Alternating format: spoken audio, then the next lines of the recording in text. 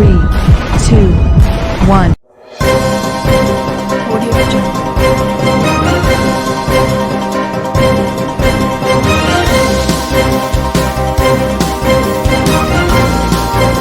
Audio Jungle. Audio Jungle.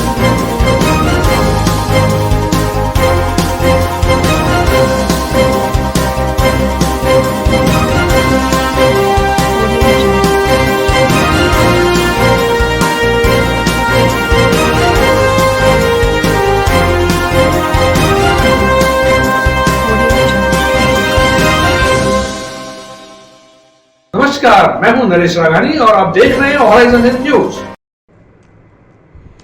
अखिल भारत वर्षीय श्री गुर्जर गौड़ ब्राह्मण महिला शाखा की नगर और जिला कार्यकारिणी की संयुक्त बैठक। नव मनोनीत पदाधिकारियों का माला पहनाकर किया स्वागत सम्मान। अखिल भारत वर्षीय श्री गुर्जर गौड़ ब्राह्मण महिला शाखा की नगर और जिला कार्यकारिणी की संयुक्त बैठक वैशाली नगर स्थित एक समारोह स्थल पर आयोजित की गई। बैठक में विगत वर्षों में किए गए कार्यों को लेकर चर्चा के साथ ही आगामी दिनों में होने वाले कार्यक्रमों के लिए पदाधिकारियों ने अपने अपने सुझाव रखे। इस दौरान नव मनोनीत पदाधिकारियों को सम्मानित कर उन्हें पदभार ग्रहण करने का शुभकामनाएं दी गई। इसके साथ ही नगर और जिला कार्यकारिणी के कार्यों में बेहतर सहयोग करने वाले पदाधिकारियों को मनोनयन पत्र भी सौंपे गए। कार्यक्रम को सफल बनाने में जिला अध्यक्ष सपना दुबे का विशेष सहयोग रहा। उनका भी कार्यकारिणी के पदाधिकारियों ने माला पहनाकर स्वागत सम्मान किया। आगामी दिनों में गुर्जर गौड़ ब्राह्मण महिला शाखा की ओर से और भी कई कार्यक्रम आयोजित किए जाएंगे।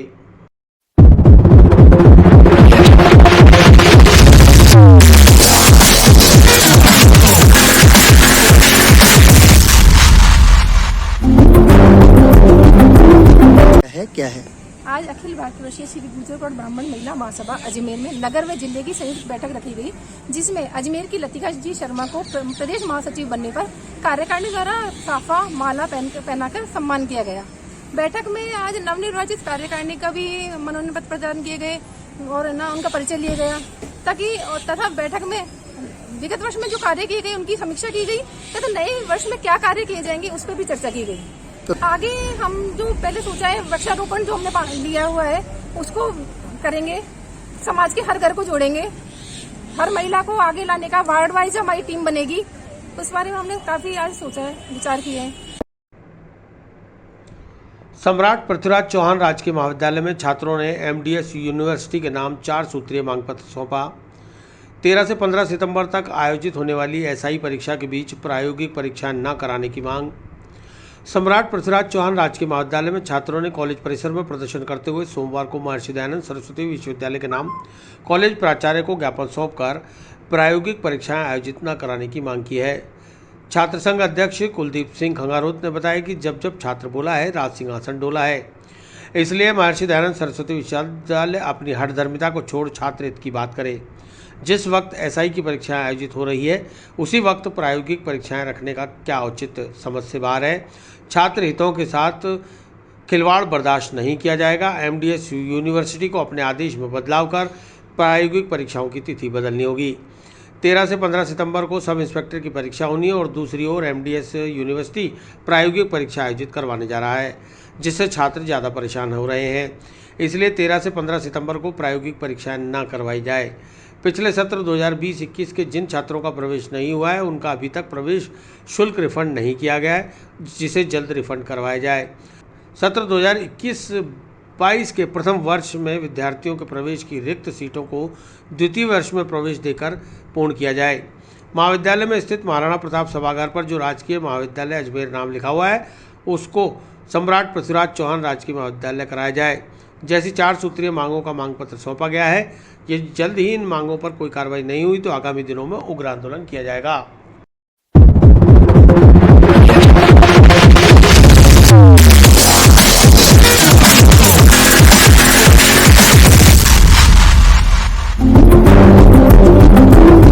आज हम एमडीएस यूनिवर्सिटी को उनकी मनमर्जी के खिलाफ ज्ञापन प्रदर्शन कर रहे हैं, क्योंकि 13, 14, 15 तारीख से एसआई के परीक्षा एग्जामिनेशन है। उस समय हमारी भी प्रायोगिक परीक्षा भी रखी गई है।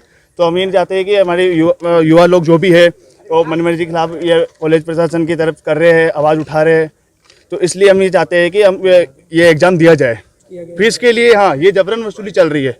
युवा एकजुट होके चलेगा तभी काम होगा, क्योंकि सरकार को मैं कहना चाहता हूँ, ये जो गहलोत सरकार है उनको मैं कहना चाहता हूँ कि इसमें जो जबरन वसूली चला रहे हो तुम, ये दलाली कर रहे हो फीस के नाम पे, तो ये गलत बात है।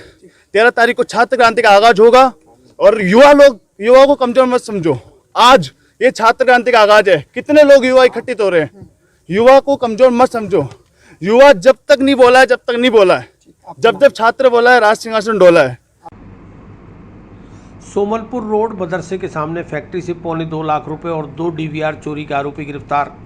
आरके प्रोडक्ट फार्म के प्रोप्राइटर जितेंद्र हेमनानी ने रामगंज थाने में 30 मई को दर्ज कराया था मुकदमा।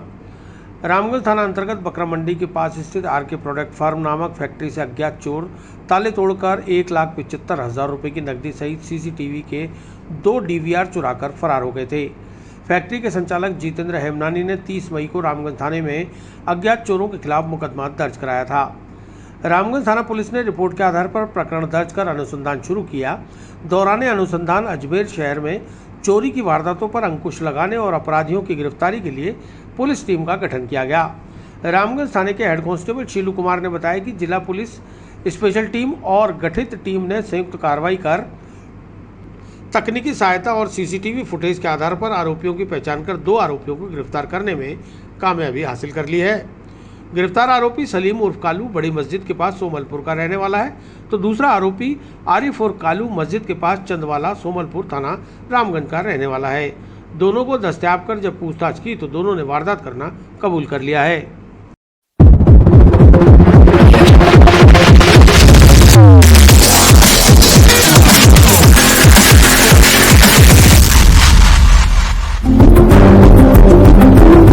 दिनांक 31 मई को ये जितेंद्र हेमनानी ने एक रिपोर्ट दी थी थाने पर कि मेरी आरके प्रोडक्ट नाम की फैक्ट्री है जो चंदवाड़ा बकरा मंडी में है, वहाँ से कोई अज्ञात चोर दीवार कूद के मेरे जो ऑफिस का ताला तोड़ करके गराज का ताला तोड़ के उसमें रखे 1,75,000 रुपये और CCTV फुटेज नहीं आए, उसका DVR चुरा करके ले गए।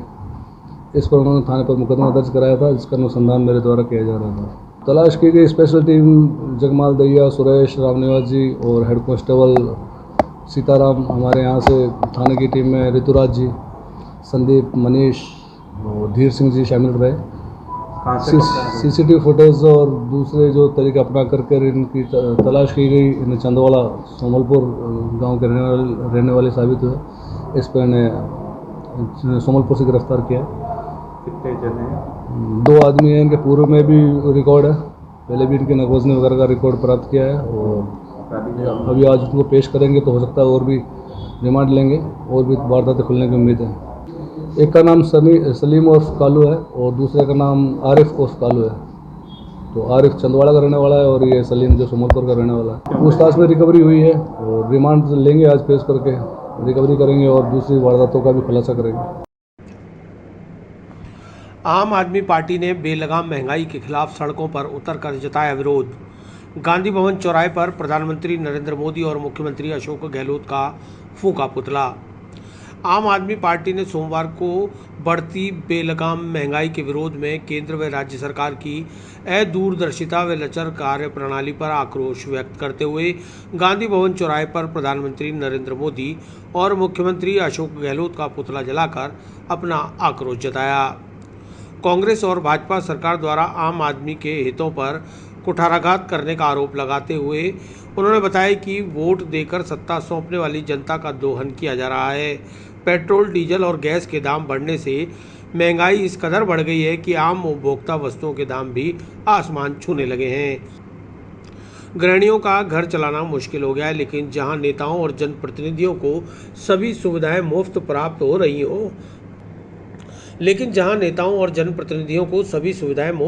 हो रही हो उन्हें जनता की परवाह कैसे होगी। अभी तो आम आदमी पार्टी ने सरकारों के खिलाफ आक्रोश का इजहार कर पुतला फूंका है। आने वाले दिनों में जनता सड़कों पर उतरकर सरकार का सिंहासन हिला देगी। महंगाई के विरोध में नरेंद्र मोदी जी और अशोक गहलोत जी का पुतला जलाया गया है। जनता इतनी त्रस्त हो चुकी है, महंगाई से इतनी परेशान हो चुकी है। अगर जनता रोड पे नहीं आएगी तो ये नहीं मानेंगे और आ जाइए, आगे भी इससे बड़ा प्रदर्शन हो सकता है। ये बहुत ज़्यादा महंगाई बढ़ रही है, बेचारे गरीब लोग इतने त्रस्त हो गए, खाना तो उनको खाने को है ना कमाने को है। और लॉकडाउन के बाद उनका काम धंधा सब कुछ बंद हो चुका है, नरेंद्र मोदी जी का और अशोक गहलोत जी का। आम आदमी पार्टी की जिला अध्यक्ष मीना त्यागी ने बताया कि आज ही रसोई गैस के दामों में एक माह में 50 रुपये से ज़्यादा की बढ़ोतरी होने से सिलेंडर 890 रुपये का हो गया है। त्यागी ने बताया कि गैस सिलेंडर के दाम दिन पर दिन बढ़ते जा रहे हैं। कोरोना महामारी से दो चार होते हुए अब देश की जनता को इस वक्त महंगाई की दोहरी मार झेलनी पड़ रही है। सरकार को जनता को कोरोना काल में राहत देते हुए गैस सिलेंडर के दरों को कम करना चाहिए था, क्योंकि देश में लॉकडाउन के कारण बेरोजगारी दर 8% से बढ़कर 23.5% के रिकॉर्ड स्तर तक चली गई है। वहीं दूसरी ओर कोरोना के कारण देश में 97% परिवारों की आय महामारी के दौरान कम हुई है। सरकार चाहे कांग्रेस की हो या बीजेपी की, गरीबों और मध्यम वर्गों के बारे में कोई नहीं सोचता। सब नेता अपने बारे में सोचते हैं।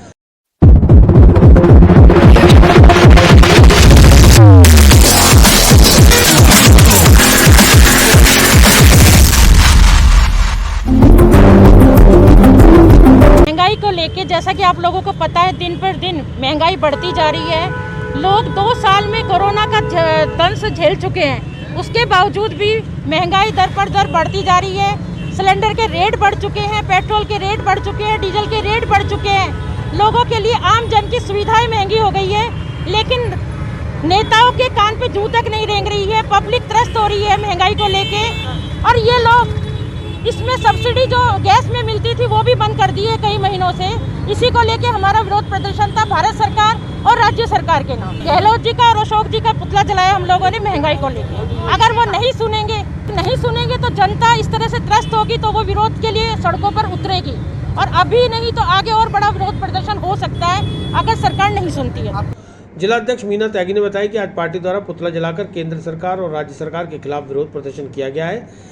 अगर अभी भी महंगाई को कम करने के लिए कोई प्रभावी कदम नहीं उठाए तो पार्टी आम जनता के साथ सड़कों पर उतरकर उग्र प्रदर्शन करने को मजबूर होगी।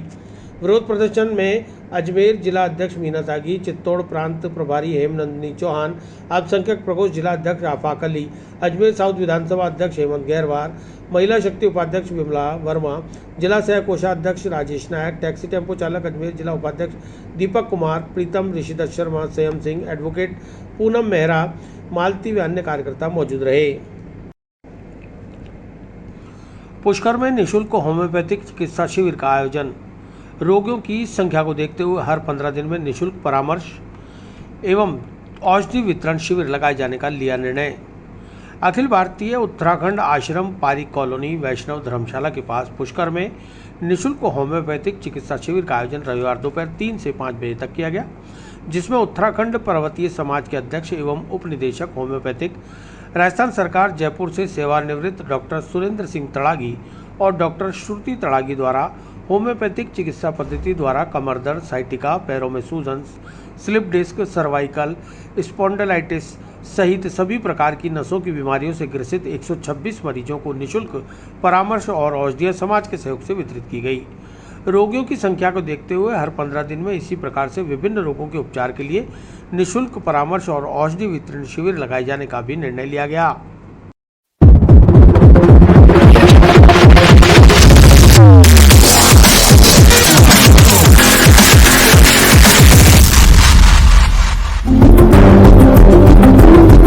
आज जो है हमने जो है यहाँ पर विशेष रूप से न्यूरोलॉजिकल डिसऑर्डर में जैसे lumbar spondylosis, cervical spondylosis, disc prolapse हो गया, साइटिका हो गया, कमर दर्द हो गया, कमर में भारीपन हो गया, ऑस्टियोआर्थराइटिस, रिमेटॉइड आर्थराइटिस, ये लंबर जितने भी न्यूरोलॉजिकल डिसऑर्डर से संबंधित जो बीमारी था, इसका एक कैंप आयोजित किया था, होम्योपैथिक चिकित्सा शिविर, जिसमें हमारे जो थे उत्तराखंड समाज का ये धर्मशाला, जिसमें यहाँ उत्तराखंड के पर्वतीय समाज उसके सौजन्य से ये दवाइयाँ और ये सब हमने उपलब्ध कराई है, और लगभग 101 मरीजों को अभी तक हम इनके देख चुके हैं, और इनको जो थे उपचार, परामर्श और निःशुल्क औषधियों का वितरण उनको हमारे द्वारा किया गया है। और हर 15 दिन में हम इसी यहाँ दोपहर को 3 से 5 बजे के मध्य में ये शिविर आयोजित करते रहेंगे, ताकि आम जनता में आजकल की इस प्रकार की जो डिस्क प्रोलैप्स वाली, कमर दर्द की और ये प्रॉब्लम्स जो होती है बहुत बढ़ती जा रही है डेली रूटीन लाइफ को देखते हुए, ताकि आम जनता को इससे अधिक से अधिक लाभ मिल सके और होम्योपैथिक चिकित्सा पद्धति और बिना ऑपरेशन के इन बीमारियों का सफल इलाज किया जा सके। सम्राट पृथ्वीराज चौहान राजकीय महाविद्यालय में 5 दिवसीय एनसीसी कैंप का शुभारंभ। राजकीय महाविद्यालय सहित सेंट विल्फ्रेड कॉलेज के 169 कैडेट ले रहे हैं कैंप में भाग। एनसीसी कैडेट राष्ट्रीयता की भावना से देश और समाज की सेवा में जुटे। यह बात एनसीसी कैडेट्स को संबोधित करते हुए एनसीसी यूनिट के लेफ्टिनेंट कर्नल लखविंदर सिंह ने कही। 5 दिवसीय एनसीसी कैंप के उद्घाटन समारोह में सोमवार को कैडेट्स को संबोधित करते हुए कर्नल लखविंदर ने कहा कि एनसीसी एक ऐसा मंच है जिसमें देश का युवा अनेक प्रकार के कौशल को सीखकर राष्ट्र हित के लिए तैयार होता है और निस्वार्थ भावना से देश और समाज की सेवा के लिए तत्पर रहता है। सम्राट पृथ्वीराज चौहान राजकीय महाविद्यालय खेल मैदान पर आयोजित 5 दिवसीय कैंप में बोलते हुए कर्नल लखविंदर ने कहा कि जब भी देश पर आपात स्थिति आई है, एनसीसी कैडेट्स ने देश सेवा में अपनी महत्वपूर्ण भूमिका निभाई है। महाविद्यालय की एसोसिएट एनसीसी अधिकारी लेफ्टिनेंट मीनाक्षी गहलोत ने बताया कि एनसीसी निदेशालय के निर्देशानुसार राजकीय महाविद्यालय में 5 दिवसीय वार्षिक प्रशिक्षण शिविर का आयोजन 6 से 10 सितंबर के बीच आयोजित किया जा रहा है, जिसमें कैडेट्स को एनसीसी पाठ्यक्रम से संबंधित विभिन्न प्रकार का प्रशिक्षण दिया जाएगा, जिसमें ड्रिल के अलावा विषय विशेषज्ञों द्वारा लेक्चर, उद्बोधन, personality development, social awareness, health और हाइजीन, फील्ड क्राफ्ट और बैटल क्राफ्ट जैसे जानकारियाँ दी जाएंगी। उन्होंने बताया कि सोमवार को उद्घाटन समारोह आयोजित किया गया, जिसमें 11 राजस्थान बटालियन एनसीसी के कमान अधिकारी कर्नल बीपी फर्नांडीज ने कैडेट्स को संबोधित करना था, पर वह किशनगढ़ में है। उद्घाटन सत्र को कर्नल लखविंदर सिंह संबोधित कर रहे हैं। कैंप में सम्राट पृथ्वीराज चौहान राजकीय महाविद्यालय और सेंट विल्फ्रेड कॉलेज के 169 कैडेट्स भाग ले रहे हैं। इस अवसर पर सूबेदार मेजर राजेश्वर सिंह, यूनिट के हवलदार मेजर अजीत सिंह सहित सेना के जवान मौजूद रहे।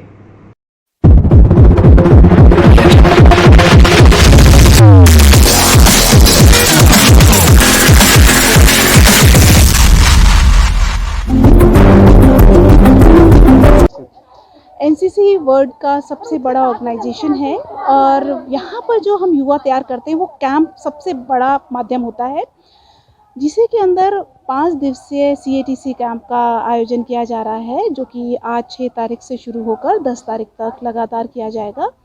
इस कैंप के दौरान बहुत सारी क्लासेस होंगी, क्योंकि एनसीसी में सिर्फ ड्रिल के अलावा बहुत सारी सब्जेक्ट्स पर उनको सब्जेक्ट्स एक्सपर्ट द्वारा लेक्चर दिए जाते हैं, जो कि हमारे PI स्टाफ्स होते हैं और हमारे ANOs इन लेक्चर्स को लेते हैं, जिसमें पर्सनालिटी डेवलपमेंट है, सोशल अवेयरनेस है, हेल्थ एंड हाइजीन है, FC, BC, field craft, battle craft, ये सारी जानकारी इनके द्वारा दी जाएगी।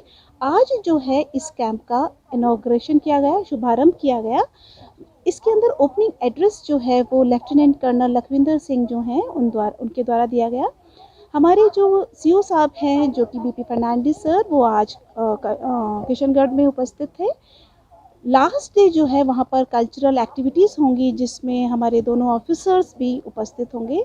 इस कैंप में 169 कैडेट्स ने भाग लिया है और हमारे GC कॉलेज के अलावा सेंट विल्फ्रेड कॉलेज के कैडेट्स भी इसमें भाग ले रहे हैं। सोमवती अमावस्या के मौके पर तीर्थ नगरी पुष्कर में बही आस्था की गंगा। पवित्र पुष्कर सरोवर में हजारों श्रद्धालुओं ने लगाई आस्था की डुबकी। सरोवर की पूजा कर पुरोहितों को दिया दान। भादवा माह की पवित्र सोमवती अमावस्या के मौके पर सोमवार को तीर्थ नगरी पुष्कर में आस्था की गंगा बही। पवित्र सरोवर में हजारों श्रद्धालुओं ने आस्था की डुबकी लगाकर सोमवती अमावस्या का पुण्य कमाया। मान्यता है कि इस दिन सरोवर में स्नान करने से 100 से अधिक अमावस्या के स्नान के बराबर का फल मिलता है। सोमवार है, दिवस है पुष्कर, ये तीर्थ है जहाँ पर यात्री और लोग जो पूर्वजों का यहाँ पिंडदान वगैरह श्राद्ध कर्म करने आते हैं, अपने जो भटके हुए पूर्वजों को आत्मा शांति, और जो अधोगति द्वारा मर जाते हैं उनको मोक्ष कामना के लिए यहाँ पर ये पूजा का कार्यक्रम चलता है हर अमावस्या को। और वैसे तो तीर्थ में कभी भी आकर कर सकते हैं, अमावस्या का बड़ा महत्व बताया है। और आज चूँकि उद्यात में जो है चतुर्दशी है, लेकिन करीब 8:30 साढ़े 7 से पौने 8 बजे तक अमावस्या लग गई, तो इसी कारण सोमवती अमावस्या बनने के कारण ये पूर्वजों का पितृ श्राद्ध किया जा रहा है। दूसरी, ये सब तीर्थों का गुरु है और भगवान, ऐसा पद्म पुराण में लिखा हुआ है कि भगवान राम ने भी यहाँ करके अपने पूर्वजों का, अपने पितरों का पितृ श्राद्ध यहाँ किया था। जैसे कहा जाता है कि गया गंगा कुरुक्षेत्रे प्रभाते पुष्कराणि च एतानि मुख्य तीर्थानि श्राद्ध कालेन भवन्ति का। यहाँ पर जो बुजुर्गों को ज्ञात अज्ञात अकाल मृत्यु या कोई बचपन में बाल समय में चले जाते हैं या भूले भटके या कोई सपनों में आते हैं जानते नहीं है या पितृदोष कुंडली दोष निवारण यहाँ ये पूजन का कार्यक्रम तीर्थों पे किया जाता है। इसलिए सोमवार को पूरे दिन मुख्य गौ घाट, ब्रह्म घाट, वरा घाट सहित प्रमुख घाटों पर स्नानार्थियों का तांता लगा रहा। आज के दिन सोमवती अमावस्या का पर्व है। ये इस पर्व के दिन ब्रह्म क्षेत्र पुष्कर में जो भी कोई व्यक्ति अपने पितरों का पिंडदान कर्म इत्यादि शुभ कार्य करता है पितरों के लिए, तो उससे उनके पितर अक्षय तृप्त होते हैं और पिंडकर्ता को आशीर्वाद प्रदान करते हैं तो मेरे परिवार में सुख शांति समृद्धि बनी रहे। आज ही के दिन भगवान राम ने यहाँ पिंडदान किया था अपने पिता दशरथ का, इसलिए विशेष है। और कौरव भी पांडव भी यहाँ आए थे अपने पितरों का श्राद्ध करने के लिए, परंतु सोमवती अमावस्या उनको प्राप्त नहीं हुई। तब उन्होंने सोमवती को श्राप दिया तो कलयुग में बार बार आते रहना, इसलिए वर्तमान युग में कलयुग में सोमवती अमावस्या बार बार आती है। यहाँ आज के दिन सोमवती अमावस्या में जो पिंड दिया जाएगा पितरों को जलदान श्रद्धा से दिया जाएगा, उससे पितृ तृप्त रहेंगे, ऐसा पद्म पुराण में लेख है। सुबह ब्रह्म मुहूर्त के बीच शुरू हुआ स्नान का सिलसिला देर शाम तक जारी रहा। श्रद्धालुओं द्वारा सरोवर की पूजा अर्चना कर पुरोहितों को दान दक्षिणा दी गई। पूर्वजों की आत्मा शांति के लिए पिंडदान और तर्पण किए गए। ब्रह्मा मंदिर सहित प्रमुख देवालयों के दर्शन के लिए श्रद्धालुओं को लंबी लंबी कतारों में घंटों तक खड़े रहकर इंतजार करना पड़ा। अमावस्या का महापर्व है। महाभारत काल में पांडवों के समय में सोमवती को ये श्राप लगा कि आप जो है कलयुग में बार बार आएंगी, इसलिए आज पुष्कर तीर्थ में प्रातः काल से ही मेला लगा हुआ है। यात्रीगण स्नान करते हैं, स्नान के साथ में ही पूर्वजों के तर्पण आदि करते हैं। ऐसा माना जाता है सोमवती को किया गया पुण्य अक्षय पुण्य की फल की प्राप्ति करता है। यात्रीगण पिंडदान कर रहे हैं, तर्पण कर रहे हैं, यज्ञ कर रहे हैं, अनुष्ठान कर रहे हैं एवं अपने पितरों का उद्धार कर रहे हैं और पितरों का मोक्ष कर रहे हैं और आत्म कल्याण कर रहे हैं। और सोमवती अमावस्या का पर्व का विशेष महत्व माना जाता है। पुष्कर तीर्थ में स्नान और दर्शन का विशेष महत्व है, तर्पण और पिंडदान का विशेष महत्व है।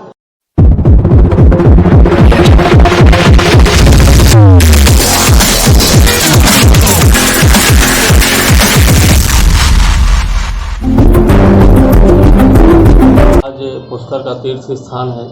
यहाँ पे तो देश भर से लोग आते हैं, अपने अपने पितरों का श्राद्ध करते हैं और तर्पण करते हैं, जिनसे उनको आशीर्वाद मिलता है और उनको एक मोक्ष मिल जाता है।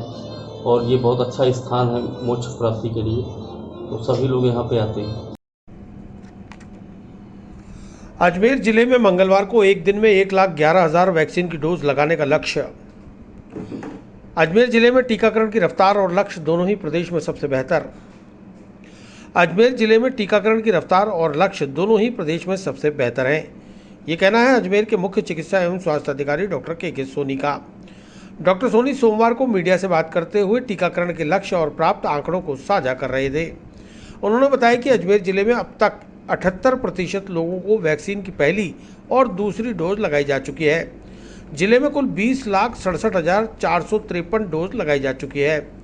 अजमेर अर्बन में सर्वाधिक 78% डोज लगी है, तो वहीं बिनाई क्षेत्र में सबसे कम 45% वैक्सीन की डोज लगी हैं।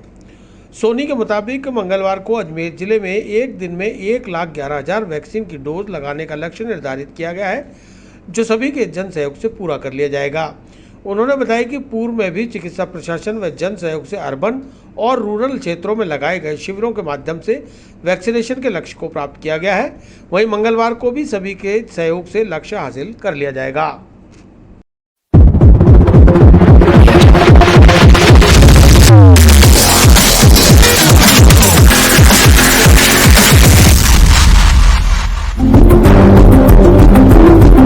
देखिए, ज़िले के अंदर हम फर्स्ट डोज की बात करें तो हम लोग 78% जो हम फर्स्ट डोज कवर कर चुके हैं। 19,38,000 का हमारा टारगेट था। उसमें से हम टोटल डोज की बात करें तो अबाउट 20 लाख से ऊपर हम वैक्सीन अब तक लगा चुके हैं और 5.5 लाख सेकेंड डोज लगा चुके हैं और हमारी फर्स्ट डोज भी 78% हो चुकी है। अब आज हमारे को एक लक्ष्य दिया गया राज्य सरकार की ओर से कि हमको 1 लाख वैक्सीन मिल रही है, जिसे हम कल एक ही दिन में पूरा करना चाहते हैं। इससे पूर्व में भी आप लोगों के सहयोग से, पब्लिक के सहयोग से और हमारे विभाग और अन्य जो विभाग हैं उनके पूर्ण सहयोग से हम 84,000 का आंकड़ा हम क्रॉस कर चुके थे। तो ये लक्ष्य कोई बहुत बड़ा नहीं है, आवश्यकता है और ये ईमानदारी से ये सिर्फ लक्ष्य पूर्ति नहीं है, ये जो लगा रहे हैं उनके खुद के लिए। और हमारा अगर महामारी की बात करें तो महामारी के मद्देनज़र भी बहुत आवश्यक है कि हर आदमी अपनी दोनों डोज की खुराक पूरी ले ले, ताकि अगर कोई बीमारी आती भी है या थर्ड वेव की बात भी करे तो वो कॉम्प्लिकेशंस और मोर्टलिटी काफ़ी हद तक कम हो जाती है। और हम आप मीडिया के माध्यम से ये अपील करना चाहते हैं कि मैक्सिमम लोग जिनका फर्स्ट डोज नहीं हुआ फर्स्ट डोज लगवा लें और जिनका सेकंड डोज ड्यू है वो कल सेकंड डोज लगवा लें। लगभग 200 से ऊपर हमारे CBC सेंटर्स कल हम पूरे ज़िले के अंदर रखेंगे और उम्मीद है कि इस लक्ष्य को हम पूरा करने में समर्थ रहेंगे। देखिए, अगर हम ब्लॉक्स की बात करें तो बिरहाई हमारा एक ब्लॉक है, फिर अराई ब्लॉक है और उसके बाद में श्रीनगर ब्लॉक है। 2-3 ब्लॉक ऐसे हैं जिसका डेटा हमने एनालिसिस किया है, उसके अंदर कुछ परसेंटेजेस की कमी है। और अर्बन एरिया हमारा अजमेर का है, उसके अंदर काफ़ी हद तक लग चुके हैं। लेकिन अजमेर के आंकड़ों के अंदर भी है कि कई बार आसपास के लोगों ने भी आगे श्रीनगर ब्लॉक का लगाया है, तो भी हमने उसको भी एक टारगेट को रखा हुआ है। एक ये रफ फिगर्स है और क्योंकि मैं बोल चुका हूँ कि आपको 78 पॉइंट समथिंग हम ऑलरेडी लगा चुके हैं, तो काफ़ी हद तक तो हम पहुँच चुके हैं। लेकिन हम चाह रहे हैं कि शत प्रतिशत हमारा जो लक्ष्य है वो पूरा हो जाए, 100% हम अचीव करें। इसके लिए आपके मीडिया का भी पूरा सहयोग रहा है और इस बार भी आपके मीडिया के माध्यम से हम सबको अपील करना चाह रहे हैं कि मैक्सिमम खुद को बचाने के लिए, महामारी को देखते हुए समाज को बचाने के लिए अपना वैक्सीनेशन का शेड्यूल पूरा करें। नहीं, देखिए, हमने इसमें पहले भी आप लोगों के थ्रू अपील की हुई है, अगर कहीं समूह है, कोई बुजुर्ग आदमी जो नहीं आ जा सकते, उनको कोई दिक्कत है, तो अगर उनका 8-10 का समूह है तो हमारा नियर टू होम की ऑप्शन भी हमारे पास है। हमारा वैक्सीनेटर वहाँ जाके भी वैक्सीन लगा सकता है। और अगर मान लो कोई वर्क प्लेस है, वहाँ पे भी अगर कोई कर्मचारी या मजदूर काम कर रहे हैं और वो उस समय नहीं खराब करना चाहते, इधर आ रहे हैं, तो वो भी अपने निकटतम स्वास्थ्य केंद्र को बता दें, तो हमारी टीम आ जाके भी उनको लगा देगी। North western railway employees union का DRM कार्यालय पर अफसरशाही के खिलाफ जबरदस्त प्रदर्शन। रेल कर्मचारियों के विभिन्न मुद्दों पर रेल प्रशासन की उदासीनता और नकारात्मक रवैये के खिलाफ जताई नाराजगी। North western railway employees union द्वारा रेल कर्मचारियों के विभिन्न मुद्दों पर रेल प्रशासन के उदासीन और नकारात्मक रवैये के खिलाफ सोमवार को मंडल रेल प्रबंधक कार्यालय परिसर में भोजन अवकाश के दौरान विशाल विरोध प्रदर्शन करके अपनी नाराजगी जताई गई। यूनियन द्वारा मंडल के कुछ वरिष्ठ अधिकारियों के व्यवहार और कार्यशैली व भाषा पर ऐतराज जताते हुए उनकी अफसरशाही और तानाशाही के खिलाफ जमकर नारेबाजी करते हुए प्रदर्शन किया गया। यूनियन के मंडल सचिव अरुण गुप्ता, मंडल अध्यक्ष मोहन चेलानी के नेतृत्व में 300 से ज़्यादा महिला पुरुष रेल कर्मचारियों ने रेल प्रशासन मुर्दाबाद, अफसरशाही मुर्दाबाद, तानाशाही नहीं चलेगी जैसे नारों के साथ अपने आक्रोश का इजहार किया। यूनियन ने आरोप लगाया कि अपर मंडल रेल प्रबंधक द्वारा कर्मचारी हित के अधिकांश प्रकरणों में अनावश्यक टिप्पणी और नीति विरुद्ध निर्देश प्रदान कर उन्हें लंबित रखा जाता है और अपने अधीनस्थ कर्मचारियों के साथ दुर्व्यवहार व अभद्र भाषा से उनके आत्मसम्मान को ठेस पहुंचाई जाती है, जो यूनियन स्वीकार नहीं करेगी। विरोध प्रदर्शन के माध्यम से मंडल के मुखिया मंडल रेल प्रबंधक से मांग की कि वे अपने व्यक्तिगत हस्तक्षेप कर ऐसे अधिकारियों को समय रहते पाबंद करें, अन्यथा यूनियन बड़े स्तर पर आंदोलन करने को मजबूर होगी।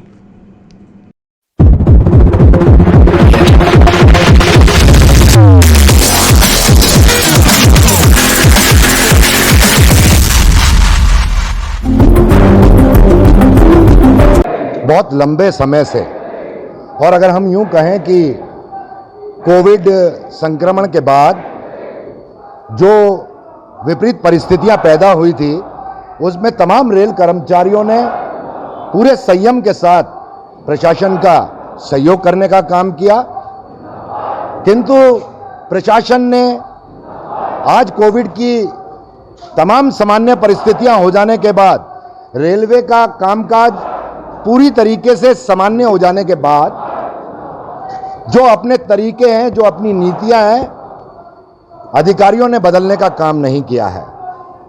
और कर्मचारियों के प्रकरण जो लंबे लंबे समय से लंबित हैं, उन पर कुछ विशेष अधिकारी अनावश्यक टिप्पणियां लगाकर उन्हें लंबित करने का काम करते हैं। कर्मचारियों से अभद्र भाषा का प्रयोग करके, असंसदीय भाषा का प्रयोग करके उन्हें प्रताड़ित करने का, उन्हें जलील करने का काम किया जा रहा है। और लगातार सभी स्तर पर बातचीत करने के बाद भी अगर कुछ अधिकारियों का रवैया बदलता नहीं है, सुधरता नहीं है, तो ये मंडल रेल प्रबंधक महोदय की जिम्मेदारी है कि वह ऐसे अधिकारियों को समझाएं, क्योंकि आज के युग में कोई भी कर्मचारी अपने आत्मसम्मान पर ठेस को बर्दाश्त नहीं कर सकता। और north western railway employees union कर्मचारियों के कल्याण के लिए जो भी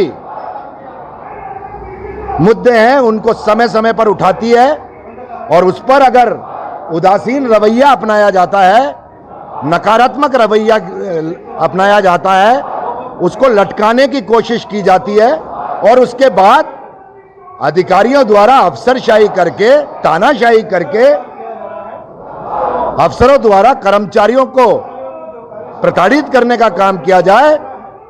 इन तमाम बातों के खिलाफ north western railway employees union ने आज मंडल रेल प्रबंधक कार्यालय के परिसर में भोजन अवकाश के दौरान मंडल रेल प्रबंधक को इस प्रदर्शन के माध्यम से ये कहने का काम किया है कि समय रहते अपने अधीनस्थ ऐसे सभी अधिकारियों को, विशेष रूप से अपर मंडल रेल प्रबंधक ओपी महोदय को समझाने का काम करें, काउंसिल करने का काम करें, आवश्यक दिशा निर्देश देने का काम करें, वरना यूनियन अपने इस गुस्से को, अपने इस रोष को बरकरार रखते हुए इस प्रकार के विरोध प्रदर्शन को अलग अलग तरीके से आगे क्रमबद्ध तरीके से चलाने का काम करेगी। और जब तक ये रुकता नहीं है, यूनियन थमने का काम नहीं करेगा।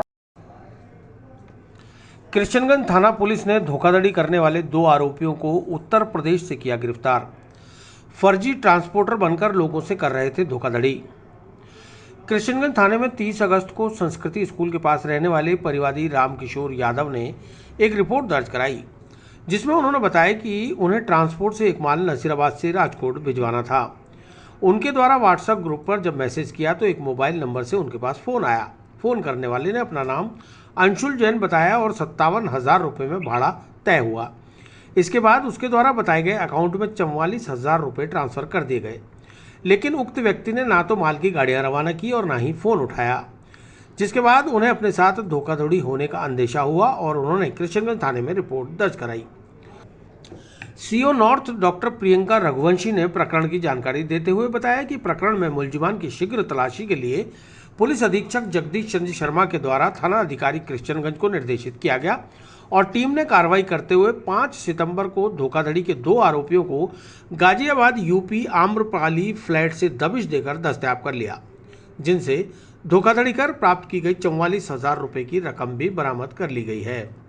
उन्होंने बताया कि पकड़े गए आरोपियों में प्रिंस अरोड़ा उर्फ अंशुल जैन और दूसरा आरोपी शोभित झा है। दोनों ही गाजियाबाद यूपी के रहने वाले हैं। उन्होंने बताया कि अभियुक्त देश भर के ट्रांसपोर्ट के व्हाट्सएप से जुड़े हुए हैं। जैसे ही किसी ट्रांसपोर्टर द्वारा अपने माल के लोड के संबंध में कोई मैसेज डाला जाता है तो इन्हें पता चल जाता है और अभियुक्त ट्रांसपोर्टर से संपर्क कर उन्हें माल स्वयं द्वारा भिजवाने का झांसा देकर उनसे अपने खाते में माल लोड कराने के लिए रुपए डलवा लेते हैं। इस प्रकार लगातार ये धोखाधड़ी कर रहे थे। आरोपियों को गिरफ्तार करने गई टीम में थाना अधिकारी डॉक्टर रवि सामरिया, ASI Nathulal, head constable Kishore Kumar, constable Mularam और सुरेंद्र शामिल थे।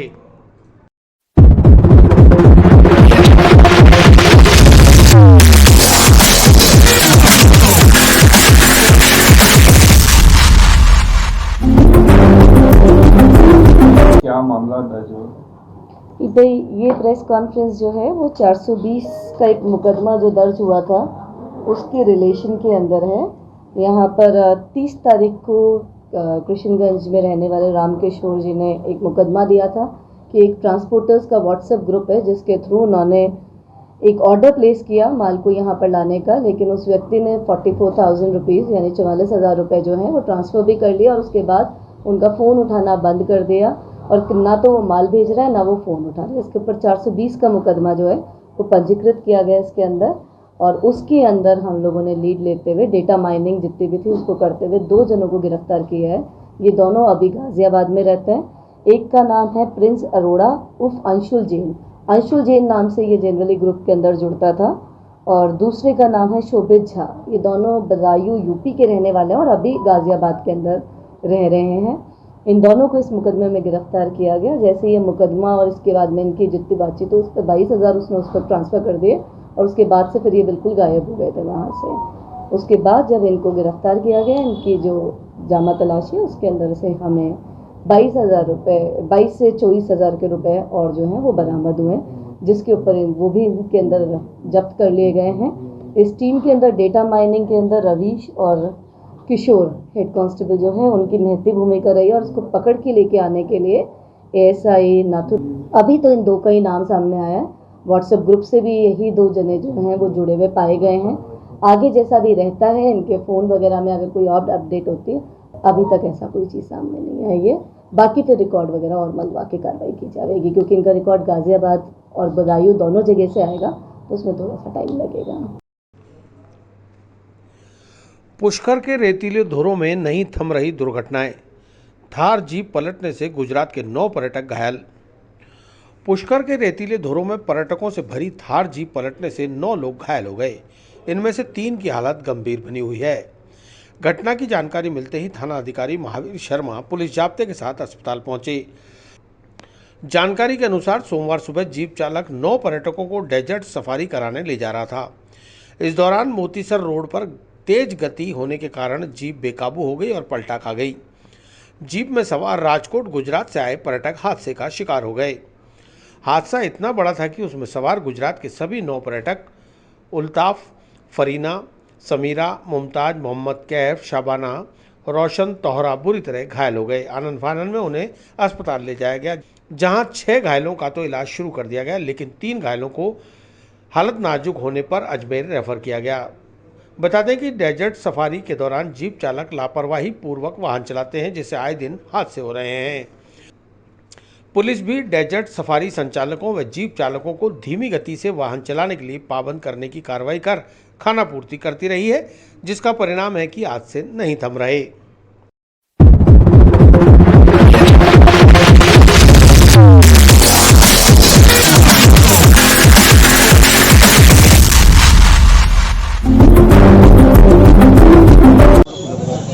ये एक इतला मिली थी कि मोतीसर रोड पे पुष्कर रिसोर्ट के पास में एक जीप पलटी जाती, जिसको मौके पर जाकर के और करीब 8-9 लोग घायल हुए, जिनको हॉस्पिटल लेकर के आए, जिनका इलाज करवाया जा रहा है। गुजरात के हैं।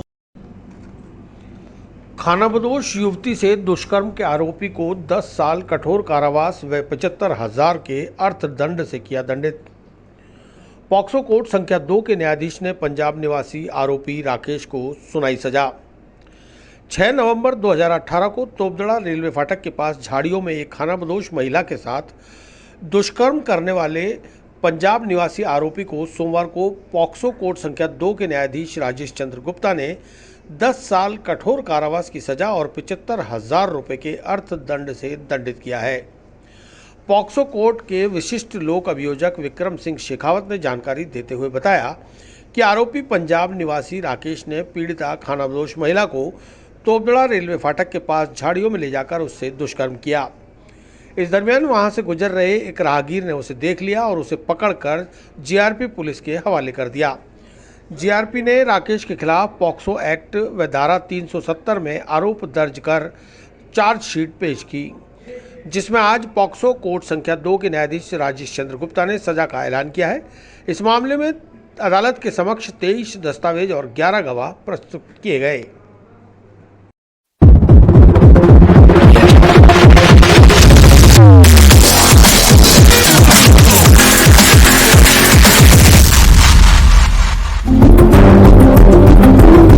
दिनांक 6/11/2018 की घटना है कि पीड़िता जो खानाबदोश औरत थी, इसको ये राकेश नाम का मुलजिम जो पंजाब निवासी था, रेलवे फाटक तोपदड़ा के पास झाड़ियों में ले गया और उसके साथ दुष्कर्म किया। वहाँ किसी चिल्लाने की आवाज़ आने पर किसी राहगीर ने आकर इसको पकड़ा, राकेश को, और जीआरपी थाने के हवाला किया।